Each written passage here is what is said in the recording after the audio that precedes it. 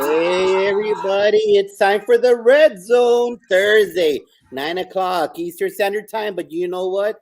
We're here. We're here together. We've got Fonz in Texas. We've got Tammy over there, home of the Gamecocks. We've got Dean up in the New England area. Josh Tovar, proud principal of Memorial Pathway Academy. And we're here together, making sure that we finish strong in the fourth quarter. What's coming up? The fourth quarter, which is the time that we don't let the pedal off the gas. On the contrary, we stay focused. But we only stay focused doing one thing, learning from each other.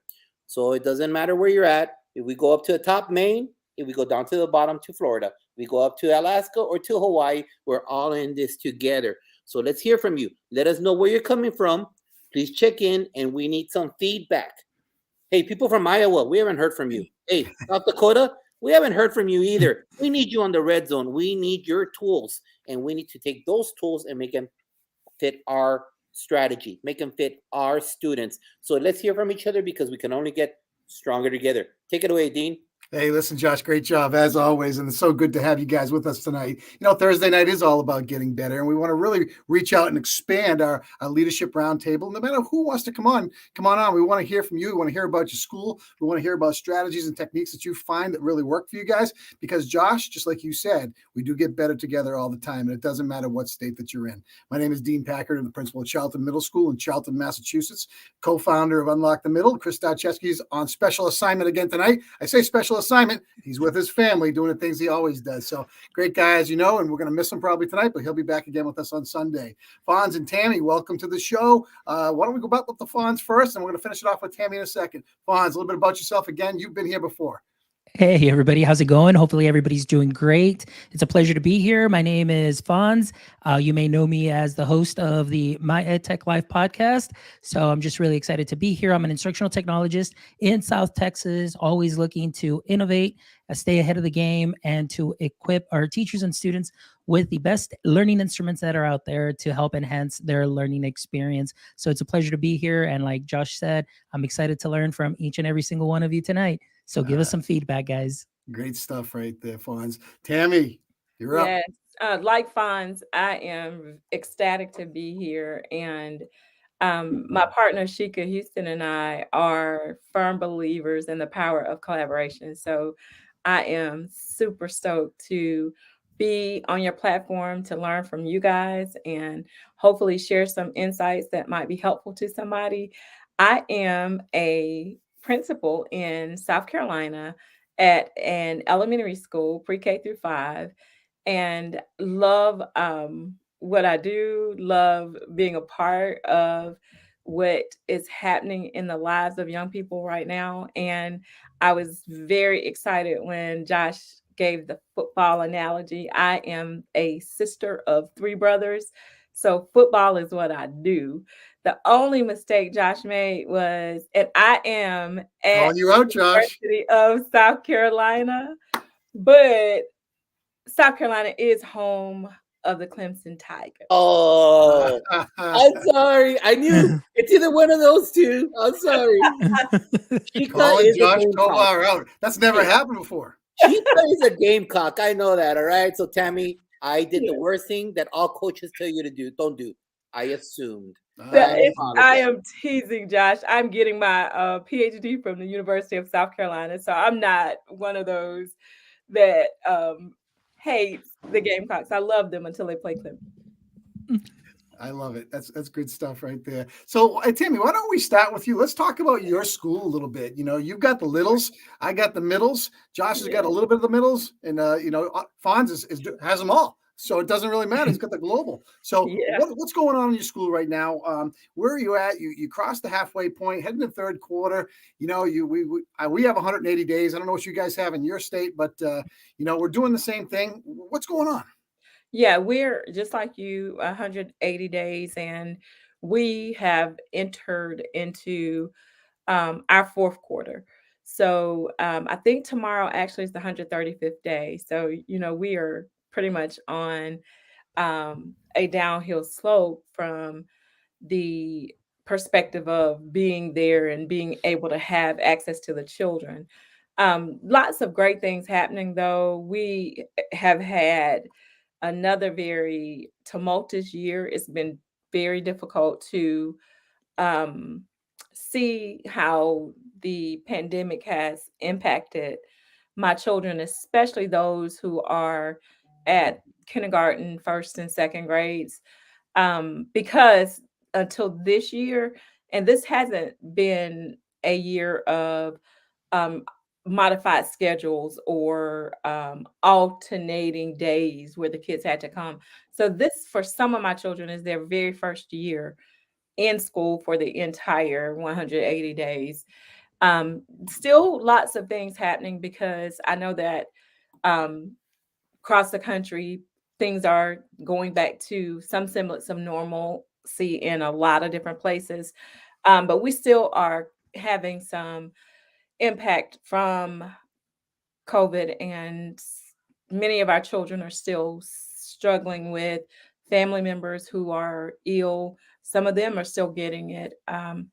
Some of them have experienced excessive deaths this year because of the virus. And so all of those things have made this a different kind of year, even though we've been in school every day. So it's interesting that we're where we are. However, such an exciting time because this again is that first time that as we go into this fourth quarter, the kids have had a different kind of foundation. And so looking forward to crossing the finish line. And I have been encouraging my teachers just to keep first things first and make sure that they are taking care of themselves and making sure that we are in a place where we're motivating the kids because we really try to keep what's important the main thing, and that's what our focus has been on, and that's what we continue to focus on. So honestly, just surviving is where we are, but in a way that is embracing the fact that we're about to be in the spring of the year and we're going to have some better weather and just some things that we can promote some joy within the building because again, we're talking about children in my building from pre-K through maybe second grade who've never gone on a field trip because we haven't been able to Great point. have. That's a great point. And I was saying the same in our school this year with field trips happening all up again. And, the whole world is reopening. So, and as it does, there's going to be a lot of, I don't want to say turmoil, but there's going to be a lot of time it's going to take to reconnect to the way things were. Dr. Drew Tomlin is in the house. We knew he was coming. It's great to see you, my friend. How are you? And quick intro to the people out there. You've been on before. You're a staple. So go ahead, my friend. Great to see you. Great to see you all too. Thank you so much for your patience as I was tardy to the party. I wouldn't want to miss it. Wouldn't want to miss it. So yeah, proud principal, Heritage Middle School in Westerville, Ohio. And so yeah, eager to talk about the end of the year and all that kind of good stuff. So thanks so much for having me on. You left out distinguished principal, okay? The Hey, honorable, okay? Oh, goodness gracious. Time. You got it. Some days I feel extinguished, not quite distinguished. Listen, we're all temporary, right? Is that how it goes? There you go. Live in the moment. Hey, great to see you, man. So glad you're here with us. Thanks. Fonz, you're up, man. From your lens in regards to where your schools are at, how you're looking at it with the technology piece, all that stuff. What's going on? Well, like I said, right now in Texas, we're getting ready to hit that testing season.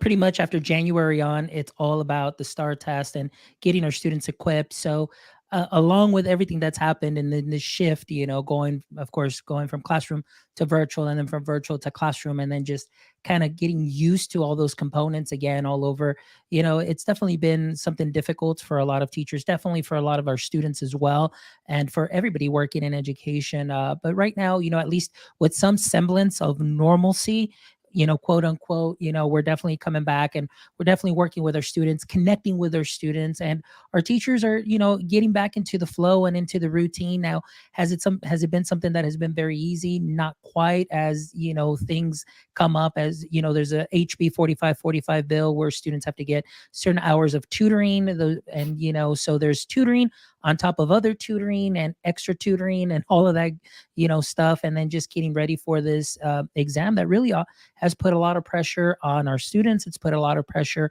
on our teachers as well, and definitely on the administrators, as I've been able to see things from all lenses. Everybody is, under stress.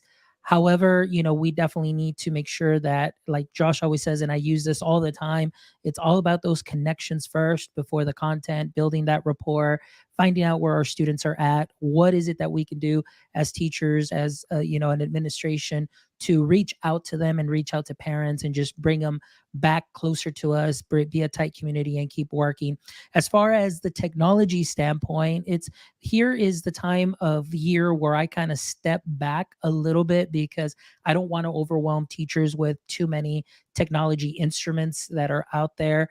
And it's really because it's the focus on the star. However, this is the time where I do get to plan and prep and see what is coming for the next year, to start building up some online PD, some videos, resources for teachers that they can watch on their own time, as to not overwhelm them. So I kind of like to be just kind of on the sidelines, kind of, observing. So I'm more like, if we're going with football, I'm more of the coach that's up there, maybe the offensive line coach that's watching from the top, maybe doesn't say too much, lets the guys on the field kind of call the plays. But then, I can go ahead and fix those mistakes as needed. And then just to see where our teachers are at and how they're feeling, and then introduce some new instruments to help them enhance their learning, for during the summer, for the following years. As you all know, I'm all about amplifying creativity in the classroom. So that's really my goal, for teachers to feel comfortable with all those tech instruments that are out there, and using them wisely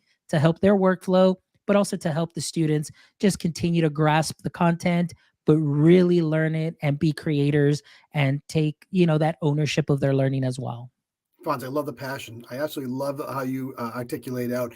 One word stuck with me though, in that, and I just want to throw this out to the committee here tonight. The worry and the stress of this test. Okay, you know what? I've been in administration now for 20 years. The longer I'm in it, the more I don't worry about the test at all, and I worry about what we do every single day, and making kids feel good about coming to school and good about their learning. If we do that, tests take care of themselves. It's like a great coach will tell you. The practice plan, the daily practice plan, how you go about your business sets the stage for the big dance. And guess what? Then it's just managing emotion. Okay. And just be your best. What does your best look like? Okay. We're here for you. Shine, baby, shine. And that's it. And I'm not a fan of the test. And I wish that we didn't have to have that level of compliance in there for kids, especially coming out of COVID.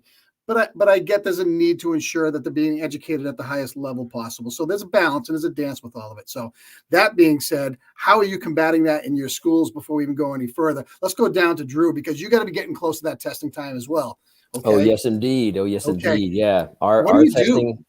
Yeah. So the Ohio State tests start the week after spring break. So it's like, welcome back to school Tuesday. Bam. Like, and so, yeah, I think it's a good mixture of celebration and preparation, and a little bit of perspiration all in the same breath. Right. So, we have to prepare our students and our teachers and staff for the testing experience, because it's something that it's not just going to go away.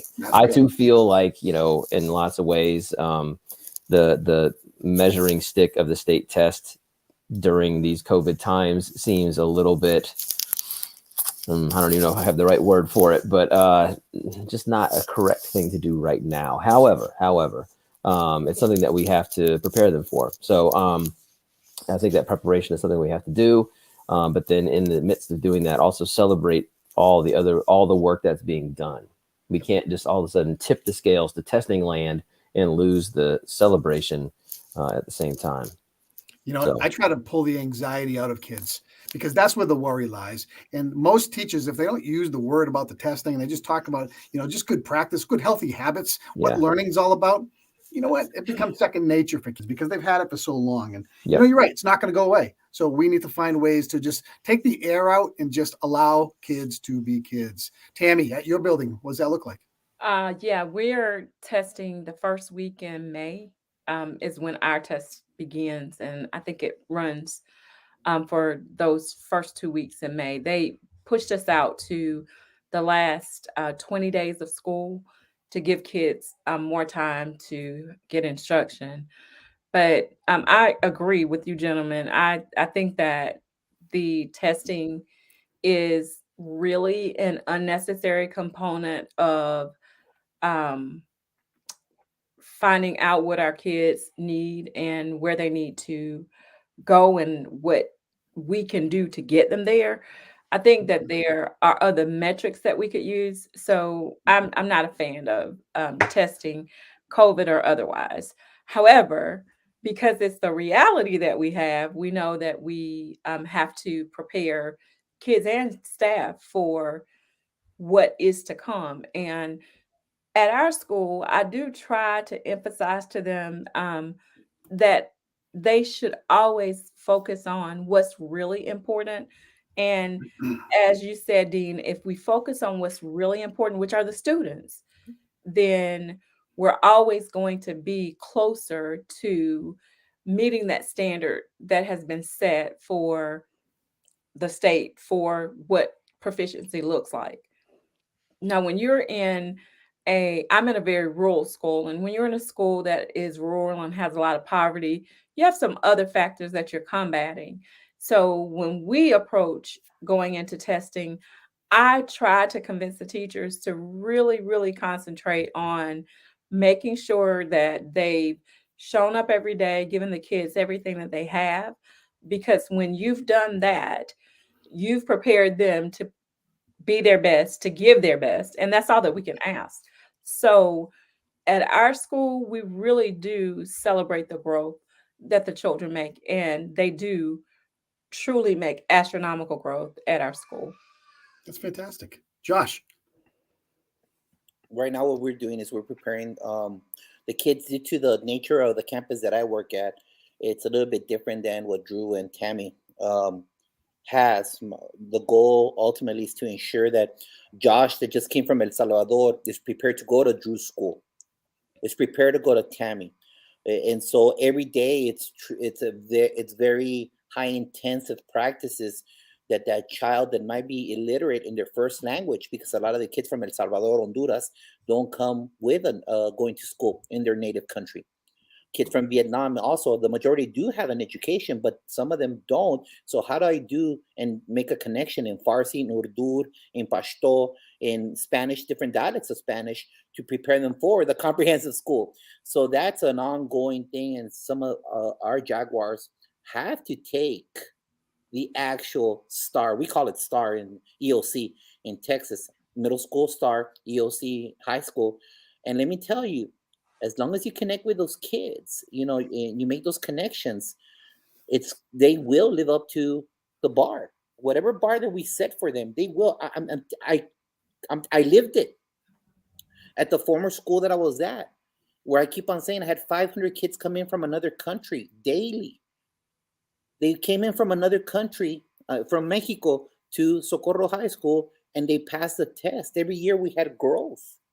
And as long as the kids were willing to come to your school and you made them feel comfortable, that's the ongoing struggle. And so, again, I was hearing a podcast with Dr. Mike Gaskell in his podcast, and he had Todd Whitaker. And this is, I'll throw this out there because, it's still on my mind. Todd Whitaker says that all you need is content, great pedagogy. Great pedagogy will ensure success for everybody. But then versus Cafele, Jimmy Casas, Ken, who says connections before content, because the kid's not willing to learn. So that's the ongoing debate that people that sit in our chairs always have, that ongoing debate. If the teacher does a great lesson and is always presenting an awesome lesson, right? But they're not connecting with kids, is that kid going to walk on fire for that teacher? You see, that's the debate that's going in my head, and that's one of the things that we constantly talk about at Memorial Pathway Academy, is about making the connections with kids, because I side towards the other side. I side towards the feeling, making that kid that just came from Vietnam, or those kids that I just got from Rwanda, they better feel comfortable, because they're not going to be ready to take no STAR test. They're not going to be doing that without making sure that they feel a warm connection with them. And then the other side of our house, what we're doing is we already have 56 graduates, kids that were teen parents, kids that were different obstacles that they imposed upon themselves to be politically correct. And they came and they're being successful. It's about the ongoing motivation, making sure that we're connecting with them. And it starts from the top to the bottom, whether it be the custodian, whether it be the cafeteria manager, the bus driver, the assistant principal, the team leads, that we keep on making those connections. And it doesn't stop, because right now is the time that you use a lot of credit on your credit card with kids. If you really wanted to stay focused on those EOCs, those STAR tests, that Ohio test, they got to believe in you, that you believed in them. And so I think that right now is a time that we make those connections, ongoing connections with the kids, to ensure that they're successful, whether they go to a comprehensive school with Drew and with Tammy, or they actually walk across the stage, that they finish that journey that began in pre-K and Head Start, and they get that diploma. So I'm very proud of what we do, but you know what? It's not easy at all, because it's not easy for any of us. That's the same story that's going on in Maine, in Hawaii, in Alaska, anywhere, because we're all facing the same adversity. I'm looking at that, and you're right, Josh, and you say it every week. Basically, we talk about, relationships before content and how important that is. Think about the workforce even outside of school. If you're working for a company that treats you and respects you and knows you and gets you fired up to be there, guess what the production looks like? If you're just sitting in a cubicle by yourself and just going and just making widgets, you're not happy. Okay, make the kids happy. Make them want to be there. Make your employees happy. That's what a good leader does in any organization. Whether you're a CEO, whether you're a principal, whether you're a superintendent, you empower people. You celebrate people. And when you do those types of things, guess what they do in return for you? Exactly what you would expect them to do without friction. So again, I always get caught up in this hamster wheel and trying to understand why the cultures in some buildings just don't embrace themselves around the reason why they're there. That's kids. We're not adult employment agencies. We're kid funded. We're kids. That's our focus, and we have to always remember that. So things you're celebrating. What are you guys celebrating in your schools? Because I know the testing's there, and it's going to be there, and it's going to be there next year and the year after. What are you celebrating? Okay, because you still got to keep the fire burning. The fire's got to burn. You got to be there every day. Josh will say that all the time. You got to be that first person leading the charge. And if you do that, great things happen. Let's go up to Fonz first. From your view. Oh, from my view, well, our schools right now, I mean, they're really everything that you've said, celebrating that growth, those wins, and so on. We've got a great staff as far as principals are concerned, and assistant principals. They're doing just amazing things and amazing work, and really just working with the teachers, celebrating the teachers as well as the students. And it all goes back to, Josh, like you were saying, working with SEL, and of course we are doing like capturing kids' hearts and all of those things. And we're definitely celebrating a lot of growth. And that's one of the things that has come out of this this year, and especially more so now. It's really just celebrating each other and just being present for one another, and really just again, building each other up, and the collaborative aspect and the collaborative spirit, and we're doing that too, as we model from central office, which sometimes the thing is, well, sometimes central office seems to be a little disconnected, but modeling all the way from central office down to the principals, to the APs, and to the counselors, and so on, and just working on that trickle effect has paid off dividends. And just working with that in that environment has been something that has been wonderful. And again, in the end, it's going to affect the child in such a positive way, where the kids are just feeling like, hey, I want to be at school. For them, sometimes those are the 6, 7, 8 hours where they are the safest. But when you're somewhere where you are wanted, and you are somewhere where they're building you up, I mean, it just goes to show that you're doing something great. And of course, those teachers that are going well above and beyond, we're definitely celebrating them. So we're looking at all those aspects, and just, again, trying to make the best out of this situation. So it's been, like I said, it's been great. And, hearing everything that you guys are saying, very similar to what we're doing. So I'm just really glad that, based on what I'm hearing with you guys, hey, we're doing something good too as well. So I'm really excited about that. Well, I think that the most important thing for the leadership out there is make sure your gas tank is full. Yes. Your personal gas tank, because man, it gets tiring. And I'm not going to lie to you. I'm beat. Just look in my eyes. I am beat. Not for many reasons that I can't control, but that gas tank has got to be full, and that positive energy has to be there every single day. Drew, kicking it down to you with your schools. What are you celebrating? How are you getting your staff through this? How are you making your kids excited to be in your school?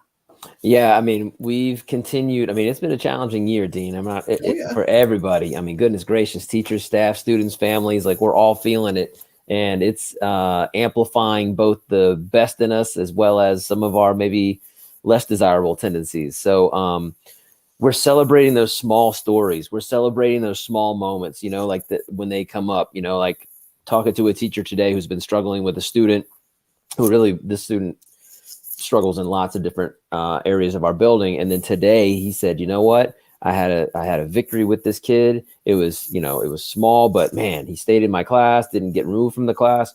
And just that when we're struggling to find the big giant trophies at the end of the journey, like it's those little ones along the way that we've got to make sure we shine a light on. And part of that is taking the time. Like I keep thinking about the phrase drop the anchor. Drop the anchor. Like right now, like we're busy skimming the shallow waters all over the place, like super busy in our little speedboats. But like remembering to stop and drop the anchor and have conversations with people to celebrate those small moments. That's what we're trying to really be purposeful about.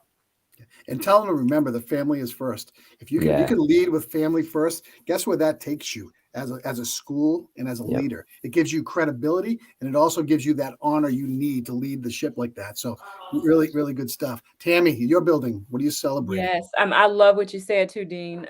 You cannot pour from an empty cup. So we have to keep ourselves refueled so that we are able to pour into others. And as Drew said, I am celebrating everything. I celebrate all when they show up to work. I'm celebrating. I'm glad that everybody's here today. We are this is the first time in probably a month and a half that everybody was able to be at work for whatever reason. And so we're celebrating. I'm buying breakfast to celebrate the fact that you're moving up out of this CSI status that we're in. We're celebrating the kids when they demonstrate growth. We're celebrating the families for sending the kids to school, for letting them be a part of the intervention. We're celebrating every little thing that's going to move us closer to creating that sense of belonging that you guys have been talking about. Because when the kids know that we want you here, we are here to help you to be your best selves, they start to show up and they start to appreciate. And I'll share this with you. We have such a spirit of celebration in our school. The children feel it. Yesterday was one of my teachers' birthdays.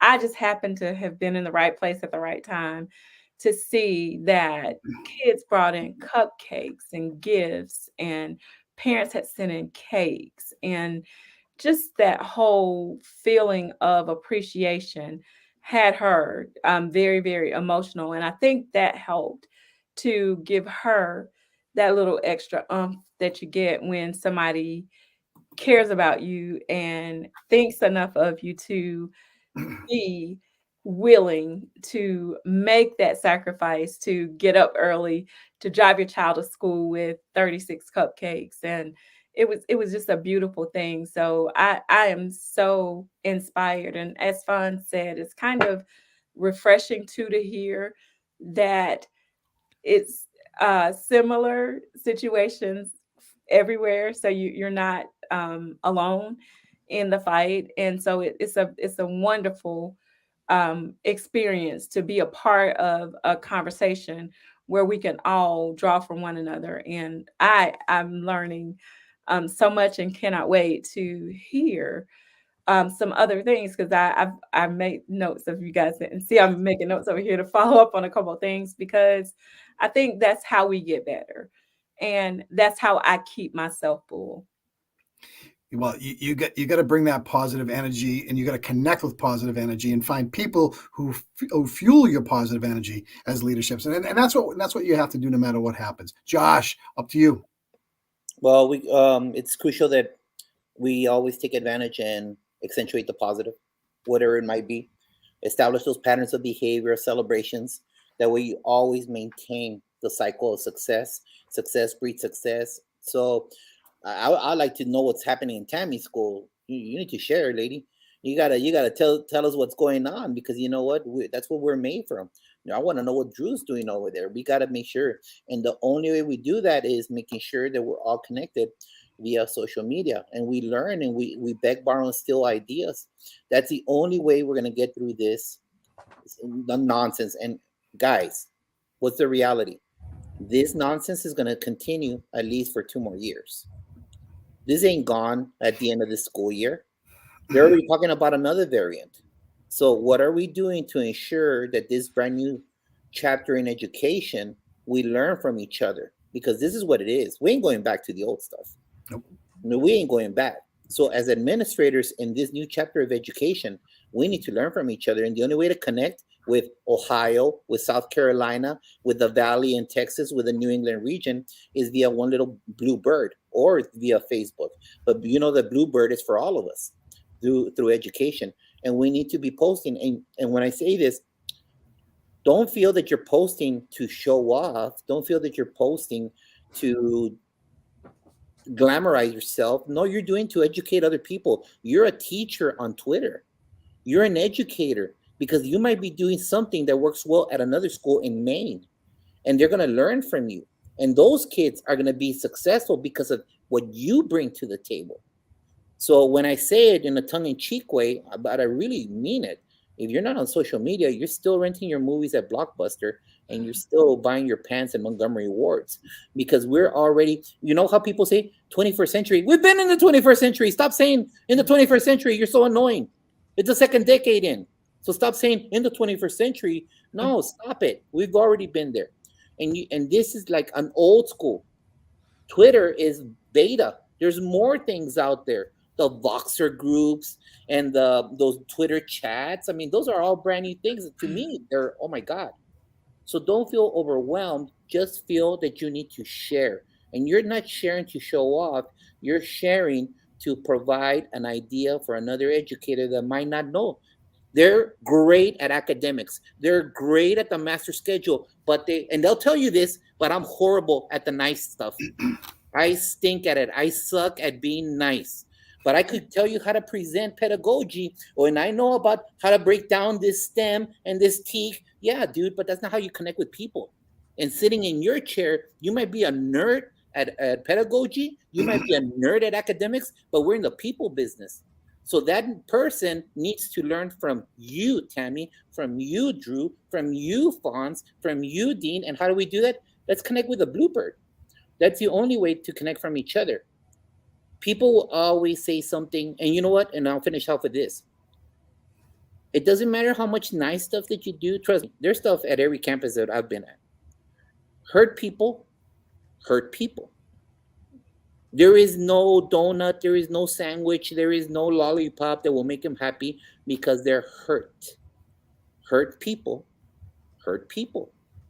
And you only could do is try to make sure that you win them over to the vision of why we're there. And we're there for kids' success. And that's how we learn from each other, because maybe a trade or a tool that someone has in South Dakota, I could learn from and help that person that is hurt. And so let's learn from each other in the fourth quarter, and let's get together connected. Let's get connected to make sure that we have student success in your schools. So you talk about hurt, and you know that child who just refuses to engage or refuses to comply and do the work in any capacity, they generally have a story. And that story, when you dig deep enough, becomes real. And, you know, until you sit down with teachers and tell them what's going on in a family's household or where a child's at in their stage of growth, it's just they're not widgets. They're human beings. So you've got to dig and be willing to dig in. Hey, switching gears for a second, and we're coming into the 2-minute drill here, coming up to the end, towards the end of this. What's your story? Tell your story on how your year is going to end. I'm going to tell you, and I'm going to start off. Our year is going to end on the most positive high I can find for all of our staff, students, and community. I'm going to be out in front, thumping the drum. I'm going to be talking about what's great in our school until the last day of school. I'm going to be celebrating as much as I possibly can. I'm going to be visible. I'm going to be there. I'm going to be a good listener, and I'm going to make sure kids feel comfortable until the very last day. What's your school going to look like, Tammy? How are you going to tell your story? What is it going to look like when you end that 180 days? I am going to be present as well, Dean. And I just want to drop this footnote. I think we all should celebrate Josh, who gave me a crash course on the Bluebird tonight. So thank you so much, Josh. You have introduced me to a new phenomenon, and I appreciate it. Um, but Dean, I feel you, and I am going to bring that same energy, that joy, to the school because I want us to finish with a strong finish. I want us to finish on a high note, and I am concerned about the state tests because it is something that concerns my staff and my students. Sure. However, I want my children at the end of the year to be ready for next year. So when we prepare them, and I have teachers who are saying, I have them exactly where I want them. May I please go up and make the loop because I don't want them to miss a beat when we come back in August. That gives me hope for how not only we can finish strong, but we can start strong. So I am so encouraged. And what I have committed to this entire year, guys, I said this starting, I can be a very complicated person and it's completely by my own making. But I've studied and studied and studied. And one of the things that I have learned, Confucius actually said, life is really simple. We're the ones who insist on complicating it. So I have committed to this year to simplifying things and making sure that first things are first and that I keep the main thing, so that everybody knows what we're here to do. And because we're all on that same mission, it's a lovely thing. And I think that going into this last leg, we're going to, as you said, Dean, we're going to keep right on. We're going to keep right on being there. I'm going to keep sending out in my updates each week that I send to parents. I'm going to keep celebrating the wonderful things that are happening at the school, no matter how insignificant they might seem to someone else. We're going to continue to build those kids and to build our staff in a way that helps them to really connect with who they are and what they're there to do, so that again we don't just finish strong but we start strong when we come back. Well said. Drew, tell me your ending. What's it going to be like? Oh my gosh. I don't know. I mean, Tammy just brought it all. And so it's hard to follow that. I mean, that was every ingredient in the recipe of how a good school year should be. So I thank you, Tammy, for that. Goodness gracious. I mean, I would just say, kind of echo that. Like, I know somebody used the expression, end on a high note. And that's, continue to be that constant, like, celebratory voice in the chorus, but knowing that the end, that high note, is really just the beginning of another piece of music for next year. So while we're ending on a high note, we're also, continuing on. So I think a goal though is to include, for me personally, is to include more students in that celebration as well. You know what I mean? Like, I want students to be able to celebrate each other, to celebrate their teachers, to celebrate, instead of it just being, me trying to pump it up. Like, I want everybody involved to say, yeah, look what we got to do this year. We've been through some stuff, but look what we got to do, and look what we get to do next year. That's what it's about. Love it. Love it. Fonz. Hey, it's same way. It's just really, like you said, filling up that gas tank and just bringing that energy. We are on that, we're in the red zone. The clock is ticking. You still have a couple of plays, and you have one of the best quarterbacks that is out there. And as for myself, is just being that quarterback for the teachers and just cheering them on, being that coach, whatever it is that I can to help administrators and whatever it is I can do to help the teachers, to help the students, that's what I will do and be there. And, it's one of the things is like, I'm a passionate educator. I love what I do, and I love helping others, just really encouraging them to just end on that high note and just bring it with all they've got, knowing that they've got somebody there that they can count on, and somebody that's going to be there to have their back and to cheer them on. And to, like I always tell them too, somebody that's going to be there to help you fix anything related to tech, I will definitely be there for you as well. That way, anything that I can do to lower that stress level as we get closer to the star, I'm there for the teacher. So just really that, and really trying to bring that energy too as well to those around me. I like one of the things that Josh said, like sometimes, you don't know what somebody may be going through and they act out and they're going to do the same thing that has been done to them. Well, I definitely want to be that change, and I want to be that one person that goes up to those people and just to simply maybe even ask a question like, hey, how are you doing? But not just asking how are you doing, but actually waiting there to listen, because oftentimes we walk by each other's offices and say, hey, how's it going? Oh, everything's okay. But we just walk by. But make it an intent to say, hey, how are you doing? And stopping right there And to listen. listen, because that's something that's very important. So I definitely want to do that from here on out to the end of the year, and kind of try and change that mindset, try and just bring that positive energy. And again, just to continue to move and propel our teachers forward and building up that momentum, winning that championship and wanting and being hungry for it for the next year. So that's what I intend to do. Awesome. Josh, let's hear your rendition and then take us home, my friend. Gotcha. I want to finish with over 100 graduates, productive citizens in their community with their high school diploma, who overcame adversity, who brought tears to their moms for joy when I see them earn that diploma and I take that picture with them and their parents are screaming. I want to see over 100 of those celebrations. I want to finish to make sure that the majority, if not all, the students that just arrived from Vietnam, from Pakistan, from Afghanistan, from El Salvador, Honduras, are ready to go to Drew's school, are ready to go to Tammy's school, are ready to go in the valley in case they have to move, and they're ready to be part of the regular bloodstream of a campus and be successful in there.